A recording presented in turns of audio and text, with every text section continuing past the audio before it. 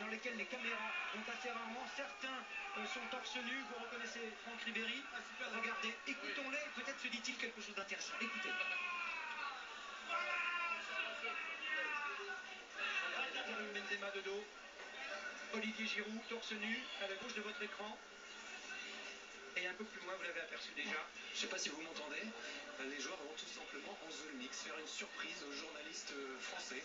C'est une scène assez cocasse En zone mix. qu'on est en train de vivre. Mais dites-moi, mon cher, en zone mix, dans cette tenue. Exactement. Arroser les journalistes.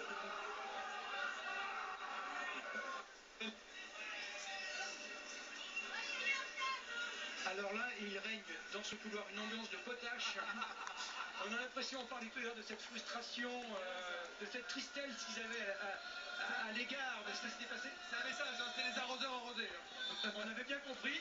On a le sentiment qu'ils arrosent au sens propre du terme les journalistes qui ont fait leur métier et qui ont posé les bonnes questions et qui ont douté, de même que vous avez douté, de même qu'Arsène a dû se poser de légitimes questions sur la motivation de ces joueurs. Regardez, les images sont tout à fait étonnantes et dans 15 ans, lorsque ces joueurs seront retournés à la vie civile, quand ils ne seront plus joueurs professionnels, ils se souviendront de ces minutes magiques. Christian. Ouais, moi, il y a vraiment 3 joueurs qui m'ont marqué ce soir, Gilles. Vous parliez de la différence de match entre le premier et le deuxième match. Johan Cabaye a vraiment été exceptionnel ce soir. En milieu de terrain, il a fait un boulot incroyable. Et puis derrière, Gilles, on avait quand même une charnière très peu expérimentée avec un type comme Raphaël Varane qui a 20 ans, un grand monsieur 20 ans, et Mamadou Sakho 23 ans. Ils ont fait tous les deux ce soir en charnière centrale un vrai match. Et c'est chouette de voir des joueurs jeunes arriver comme ça en équipe de France. Il faut expliquer que Raphaël Varane est l'illustration du proverbe selon lequel la valeur n'attend pas le nombre des années. Il a 20 ans, il est déjà au Real, mais il était blessé au genou, il était très incertain. M. Pokora, je sais que c'est un joueur que j'aimais beaucoup, Raphaël Varane, parce que voilà, c'est un très jeune gars. Qualité technique pour un défenseur, c'est un très bon relanceur. Il est aussi très calme dans ses interventions, il essaie de rester toujours debout. Et c'est vrai que voilà, je pense que c'était une très belle charnière qu'on a vue, mais comme on dit, ce qui a fait la différence aussi, c'est le système aujourd'hui, c'est 3 milieux de terrain, un peu difficile pour moi de le dire, je suis supporter à Marseille, mais à l'image du milieu de terrain du Paris Saint-Germain, on a mis 3 milieux qui savent défendre et qui manient très bien le ballon aussi. Scène qui vient de se dérouler là, c'est improvisé d'aller arroser les journalistes français en zone mixte. Ouais, c'est ça.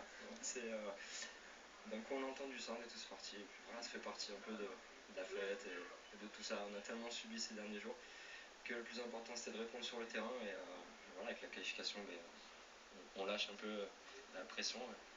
Ça fait partie un peu de la scène de jeu. Vous vivez le plus beau moment de votre carrière là actuellement? Ouais, je pense, ouais, c'est vraiment un scénario incroyable et de lui remonter, c'était quasiment jamais fait, donc voilà, on l'a fait ce soir et c'est vrai qu'en tout cas, avant le match, c'était un peu le match de ma carrière.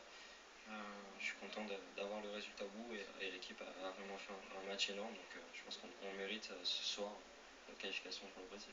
Merci et bravo Ivan.